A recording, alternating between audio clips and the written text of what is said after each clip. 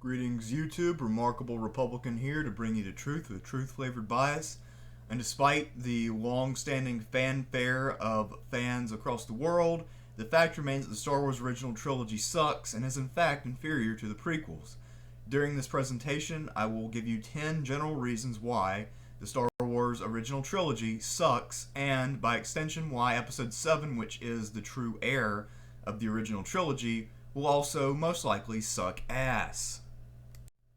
There are among us movie fans people who actually like plots that make sense and carry over from movie to movie if they're part of a trilogy. Peter Jackson's Lord of the Rings does just that. Things that happen in one movie continue into the other. The Star Wars original trilogy has nothing of that sort. Basically, there are some major contradictions between the different movies. One is Darth Vader's rank and status. We'll talk about that more when we get to Vader, but basically the deal is he goes from being some sort of mechanical robot enforcer to being some sort of Sith Lord to being Luke's pussy ass emotional dad, and there's not really a lot of continuity in his character.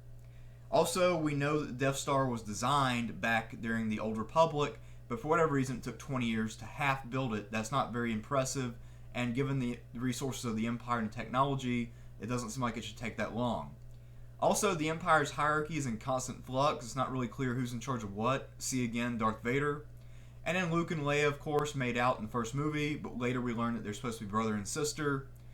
Great planning there, guys. Great fucking planning. One of the most galling problems of the original trilogy is that two of our main characters are Luke and Leia. Luke, of course, is played by Mark Hamill. He's a guy who looks like a middle-aged lesbian. He has no athleticism, he has no charisma, and he's obsessed with robots, but we'll talk about that in a minute. And as for Carrie Fisher, she can't really act. She's a raging alcoholic, and she's just not leading actress hot. I'm not saying she's unattractive. I'm just saying that she's not leading actress hot. I think you can figure out what I mean by that. She's like the friend of the hot actress. She's not really the hot actress. As for their characters themselves, Luke, he's basically a farm boy who likes gadgets, so he's not really that different than Fred from Scooby-Doo. And he doesn't really have a compelling character. He's just basically the hero. There are a lot of video game characters with a lot more depth than Luke Skywalker. And as for Leia, she kind of has this obsession with faux bad boys. And she's a princess, but her planet is destroyed, so why does she keep using the title princess since she no longer has a place to be the princess of? And most lame of all, even though Luke is a Jedi and apparently it runs in families, she doesn't have any force powers, so she's kind of useless. The character who a lot of people like to associate with, but nobody can really justify, is Han Solo. The problem with him, as I see it, is that while he is morally ambiguous, that's not enough to make him edgy. He's not really that cool. He does things that should be cool, it just isn't. Partly because he's got a half mullet going on. He's in the bar scene. That's his most famous scene where he shoots the bounty hunter. And again, it should be like an old western. It should be badass.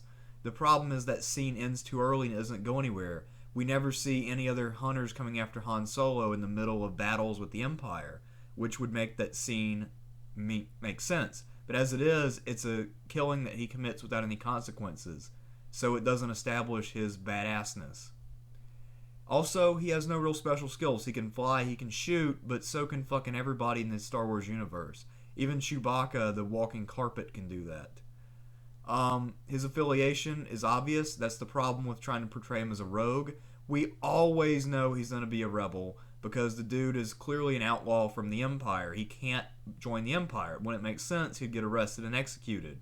So he has no choice but to be a rebel. So there's not really any drama there. There's not a build-up. There's no tension. His ship, the Millennium Falcon, it's become sort of symbolic, but it's really just a freighter and a piece of shit. It shouldn't be something that should be surviving these battles. It is not on the same level as like a TIE fighter. As for Chewbacca, like I said, he's a walking carpet. He's a waste of a character. He's just supposed to be like the big dog that, kids can buy a toy of and pet if their parents won't allow them to have like a Great Dane. No one would say that Obi-Wan Kenobi is the worst character in Star Wars. Obviously, that has to be C-3PO, the gay robot butler. But Obi-Wan is pretty terrible. So for the character to work, he needs to be a Jedi who actually fights. But the thing is, Obi-Wan is too old to fight. And because he's too old, not only does that not make sense with the age we know him at from the prequels, but also he is just too old to actually fight, so he's totally useless. And he's not aggressive enough to be a warrior. Also, he trains by telling riddles. That doesn't make sense. It's not a legitimate way to train. If you're going to teach somebody about philosophy, that might make sense, but you don't train someone to be a warrior by being a smart-ass British guy. And because he dies in the first movie, his role in the second and third movie is totally useless, so he's completely irrelevant, but they keep bringing his ass up over and over and over, despite the fact he's not actually technically in the movie.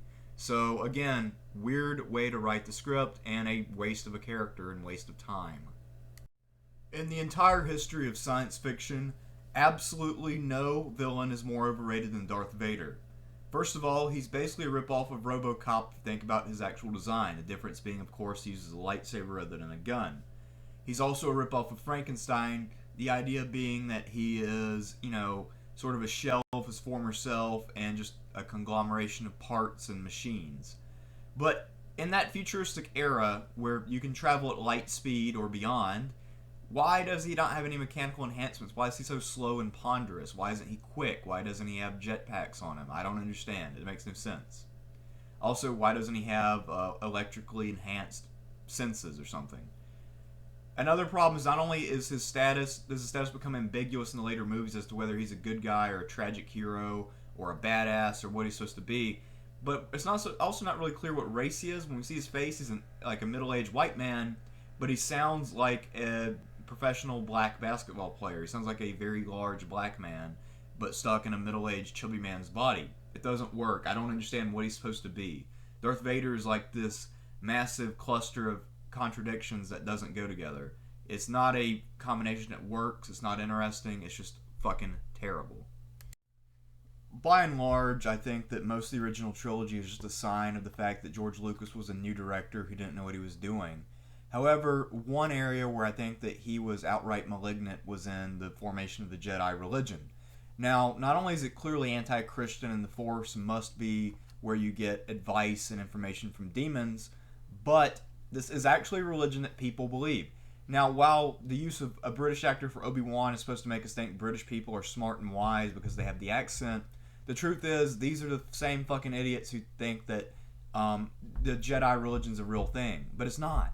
It's a fictional thing. It's not like Christianity. There's no actual basis in a historical book which was inspired by God. There's nothing here to worship. It seems to be based on prayer or something. I don't really get what the Jedi religion actually is. And the whole dark side, light side thing is obviously racist. I mean, clearly you look at the Jedi, they're almost all white males until you get to the prequels where, George Lucas figured out that it was racist and he needed to do something about it. But in the originals, they're all white men who are Jedis, and all the people who are Sith Lords are robots or that deformed thing the Emperor is, or, people who are of some other race or something. Or, so you get it, right? I mean, it's clearly the light side is for white people and the dark side is for non-whites. It's very racist and it's very obviously racist. In general, if you're running a franchise that's trying to sell toys and also trying to make you relate with and want to be a part of the good guy organization, you want to give them cool equipment. But the fact is that all of the cool equipment is not with the Rebels. They have 3 major fighters. You have the X-Wing, which is basically like a gay F-18 Hornet, and the F-18 Hornet has always been a piece of shit. It has a terrible combat record, so making the X-Wing after it was a bad decision. You have the A-Wing, which is a lightweight fighter, which was actually stolen from the Jedi Starfighter in the prequels, and should be outdated by this time, and it doesn't really have much of a role in the trilogy, and basically it was just recycled and made use of later, but it should have had a bigger role in the trilogy. And then you have the Y-Wing bomber, which kind of looks like the B-1 bomber, and again, it's probably their only really realistic looking ship. Like, I could imagine something in space that kind of looks like that, but it doesn't seem to be very useful. And most of the time they're fighting other large ships and not bombing planets, so I'm not sure why the Rebels have bombers, because supposedly they're the good guys. They're not trying to bomb out civilian planets or whatever. So Again, confusing and not very well thought out. I'm a very tolerant man when it comes to watching movies and seeing things that I'm not too thrilled about, but the part that made me want to pull my hair out was Cloud City. First of all, the character of Lando is basically an even more foppish Neil deGrasse Tyson. Foppish to the point of being 99% the Funky Phantom. Now, Cloud City itself makes almost no sense. So it's in the clouds. Does that make it a gas giant? I'm not sure. But if it did, how would that make sense? Because gas giants have massive gravitational force, and it would be very uncomfortable. How do you get food in a place like this? Where's the ground? Where's the soil? If it's a trade center, again, if it's a trade center on a gas giant, that doesn't make sense because the cost of fuel to take off from the thing would be prohibitive. So, not very smart. And again, where the hell is the surface, and why don't they just live on the surface rather than living like the idiot, like a bunch of assholes? Living in the clouds like a bunch of assholes. I mean, those things look like those things like on Dragon Ball Z that come above the earth. Yeah, not a big fan of Cloud City. It's fucking stupid. It seems like there are a lot of fucking people out there who really like to put down the prequels and make fun of their visuals while upholding the visual techniques and technologies of the original trilogy. However, that's really dumb. The stormtroopers don't look realistic. They're bland, colorless, lifeless, and that plastic armor can't possibly stop anything or deal with the conditions of space or other planets. I'm just sorry, it's no good. That is really shitty looking armor. It obviously has no effect. The ships are obviously toys. You look at the TIE fighter pictured in this slide. It's clearly not something that exists in real life. It's clearly made out of plastic, and it's something that a child could play with and throw across their room. The laser weapons look really unrealistic. The lasers don't fire the way a real laser would fire. They're too contained in little pebblet things, and it just doesn't make any sense. And also, the sound effects for them are terrible. We'll talk about that more in a minute. The Imperial walkers don't make sense as weapons. Things with legs like that are obviously vulnerable and slow, so that would be something that'd be dumb. You need tracked vehicles like tanks or something like they have in the prequels, because again, it makes more sense. C-3PO, if he's the most advanced artificial intelligence they have, then they truly have made no advancements in AI. That's fucking pathetic. C-3PO is the most annoying character in the Star Wars universe, and I would venture to say in almost all of fiction, period.